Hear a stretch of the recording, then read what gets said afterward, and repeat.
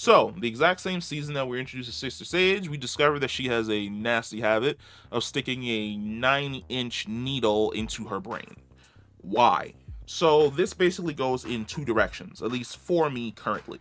Number one, it's to get high. And what I mean by that is when you see her character in the room when the deep comes in, look at her body language. Her body language is a lot more relaxed.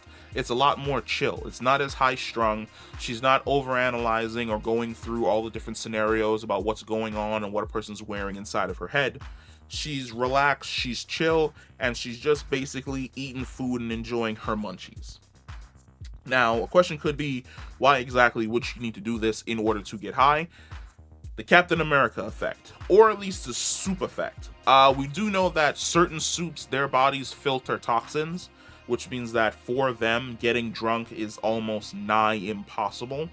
But not only would their bodies filter toxins, you have to understand the sheer scale of her powers.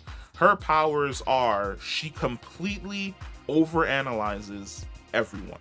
And what I mean by that is when you walk into the room, she looks at your shoes, she looks at your pants, your shirt, the way in which your hair is combed, the way in which your skin is perspiring, how you parted your hair, whether you have anything in your hands, in your pockets, what the color of your fingernails are. She breaks you down in every way, shape, and form, and then uses that information to figure out what exactly is going on with you. It's one of the reasons why when Homelander goes to her home, it's just her in the house. It's her in the house with a bunch of books by herself. Why? Because outside in the real world, even though she probably could maybe try really hard not to analyze what's going on with the people around her, her brain probably automatically filters and brings in all of that information. There's 30 people inside this room. There's 17 guys, 13 women.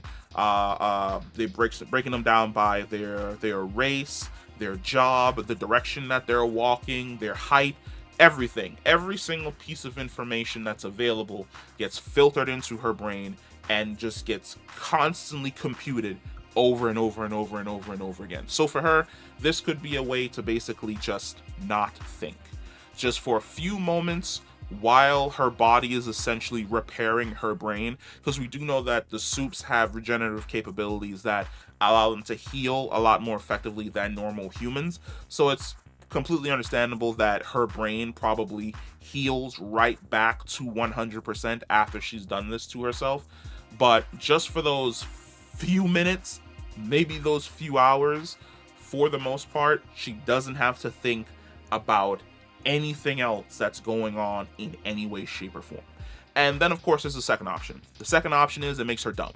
It makes her dumb for maybe an hour, maybe for even a few minutes, but it makes her dumb enough that she can just enjoy things without overanalyzing them. She can eat food without thinking about the calories, the carbs, what it's going to do to her body, how the outcome is going to be, where it was manufactured, who processed it, the chances it's going to kill her, the increase to her cholesterol, anything along those lines. She doesn't have to think about it. She can just pick up a slice of pizza. She can eat the slice of pizza. She can enjoy the pizza. She can continue about her day. She can see the deep sitting next to her, feed him a fucking onion, and they can have sex. And while they're having sex, she can just enjoy the moment without having to completely overanalyze him and dress him down. She can have a human connection, which is one of the reasons why I think she essentially did this to herself. The lobotomy allows her for, and we don't even know how long it lasts. Maybe it's a few minutes, maybe it's an hour, maybe it's a couple hours, but it allows her in that moment to probably feel as human as she can